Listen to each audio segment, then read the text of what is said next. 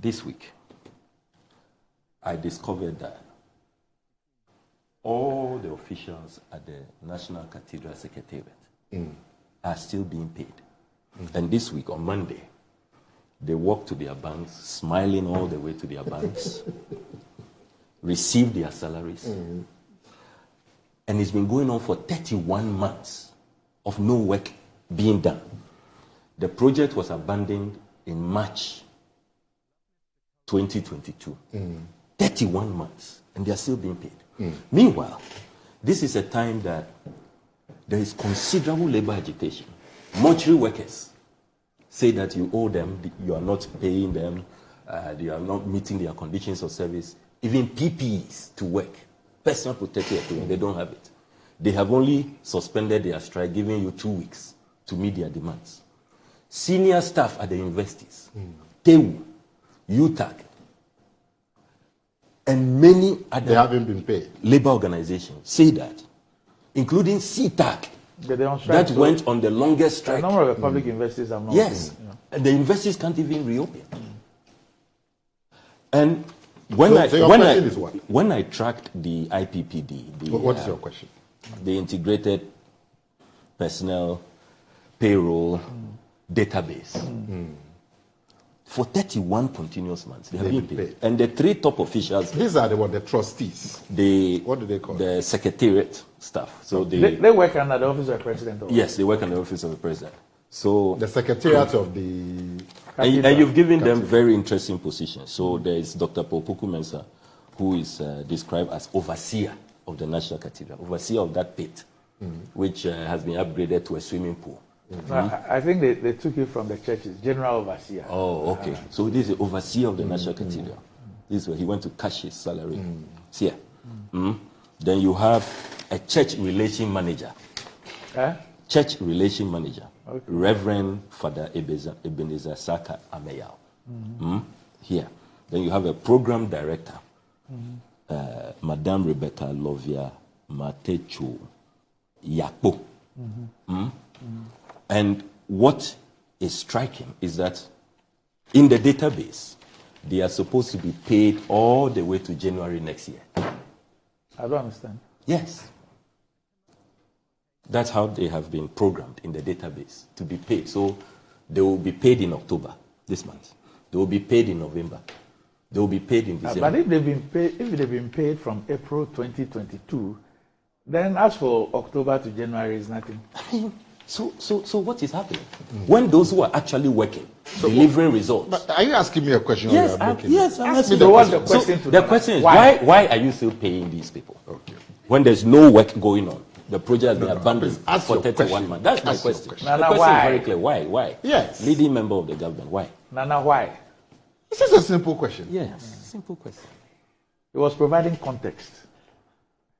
And documentation. Okay, Randy. Yes, sir. Thank you for your question. I don't have any doubts that this is a question of public interest. Because the assumption is that these people, really, looking at the state of the cathedral project, there isn't much going on. And so you wonder why people should still be paid in connection with a project that it comes to a standstill. Fair question. But I do not have personal knowledge about this. I ask you that question because I heard you speak. So you have personal knowledge to it. So give me notice and let me find out. Better still, you should file a question in Parliament. You have not resumed. We haven't resumed. No, well, put the question on notice for the people who process these payments to come and justify why I found something interesting. This thing about payment to National Cathedral people, it came with just the overseer. Yes. That was the first one. I think it was Malik Basitali or something that put it out. Then, 24 hours after that, then we saw a publication that auditors have cleared the audited accounts. They've given a clean bill of health, and so Deloitte, and so the project was going to continue. So when I saw it, you know, I was like, from the comms point of view, I was like, why throw in this thing at this point? Is it to demonstrate that perhaps there's some work ongoing and therefore people are not idle, they're actually working? Then I decided to go and read the details of the report, because it suggested that on the basis of that, the audit work report will resume, because what the other trustees had asked for was an audit, so that everybody is clear in their minds before they associate with it. So in view of that clean bill of health that we're told that auditors are given, then it had paved the way for work to continue. So that means work had stalled because of the audit. So I decided to go and find out, only to read that the audit they were referring to was a 2020 audit, year 2020. And that the report says that 2021, 22, 23 are still outstanding. And I was like, is it really true that this revered man of God put his signature? And that, because I've not seen the letter that the story was referring to, for me to read whether the revered man of God actually signed and indicated that as a result of this 2020 audit, he had paved the way for work to begin. And that he believed that that was sufficient to get to all the others, or any other Ghanaian who believes that we need to have transparency in this process before we even think about anything else to do. So I came out and said, these people. So I told myself in Ghana, Okay, so Sami, Yeah. Obviously you feel these payments of salaries are not justified. They are not justified. They are not justified. So- they cannot be justified. So the people need to show that these salaries are justified. But Parliament is out of session. Yes. So you filing a question in Parliament. What else can you do to seek justification? I don't even think there's a question of justification. I don't. Why? Because you see, from day one till today, government has not taken the position that the project has truncated. Government has not taken the position that it has stopped the project. Government has not. So as far as government is concerned, it is still ongoing. People like Sami and others would raise the issue of whether it makes sense or not. But I'm saying that government has at no point suggested that we have stopped. It will still be in the public interest, because these are public funds. And Parliament has oversight of the public funds. So if an MP believes that public funds have been used in a way that cannot be justified in his mind, his or her mind, he has the right to seek justification. I believe it's unfortunate Parliament is out of session. Otherwise, and you see, it shouldn't be about what government is saying, what the opposition is saying, what civil society, other Ghanaians are saying. What makes sense? Those demonstrators who, we have to commend them for their patriotic efforts, going there, opening the barricades and letting the whole world see that it's just apart from the swimming, it's just now people could have been injured. A very dilapidated swimming pool. You are not part of the swimmers. No, I thought I saw somebody like you. No, I wasn't there. What really should concern us is the fact, the truth. When you go to that site, work has stopped. It's been abandoned. And indeed, I put out a letter that the contractors, Ribade, you remember, in March 2022. Yes.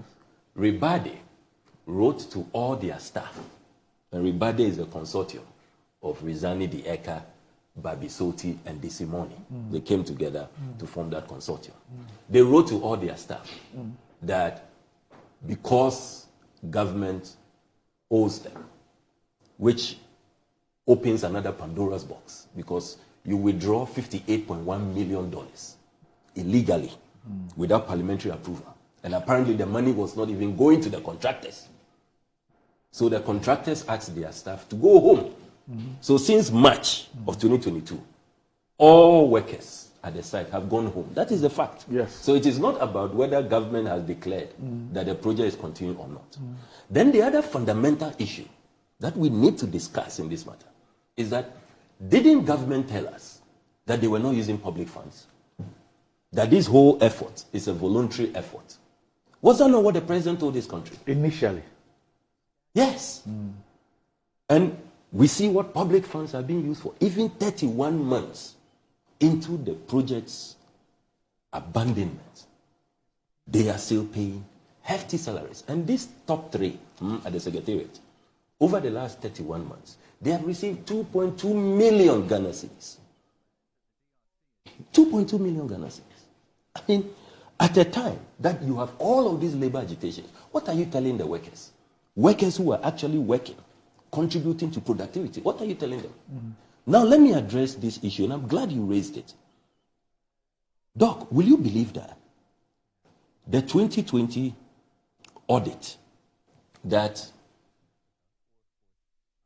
the respected, venerable, let me give him all his deserved titles, Professor Apostle Opokunyina, and I saw the statement. He signed the statement. So I read the statement. You know that as part of our oversight in Parliament, we asked Ken Oforiatta to provide, when we discovered the intercepted documents that apparently on our blind side, they were withdrawing public funds. We asked him to submit to Parliament all the withdrawals with dates when he effected those withdrawals on our blind side, because now we had to know.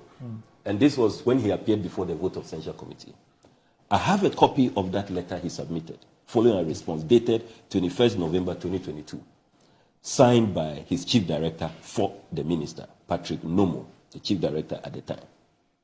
Doc, will you believe that if you do any audit for 1 year, 2020, according to this breakdown, you are only auditing 0.13% of the releases. 0.13%. Less than 1%. Less than 1%. Less than 0.5%. And let me give you the breakdown. According to Ken Oforiatta, there was only one release before 2020. This was in 7 June 2019. Payment of advance mobilization for consultant working on the design of the National Cathedral.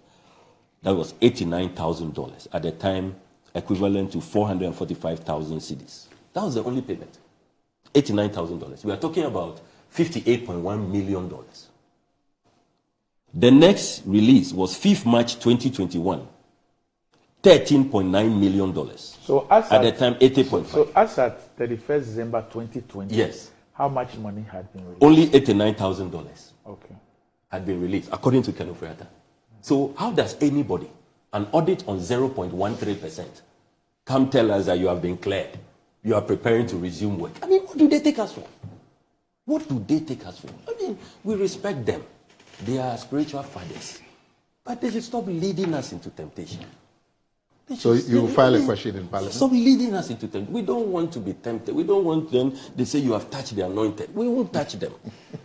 we can't touch the anointed. But we beg them. They shouldn't touch us. Yeah, they too. They shouldn't tempt us to touch them. They too. They should stop touching us, poking us, kicking us. You know, why? No, I mean, when I read it, when I read it, even without these details, and I was like, they're supposed to have audit covering 2020, 2019, 2020, 2021, 22, 23.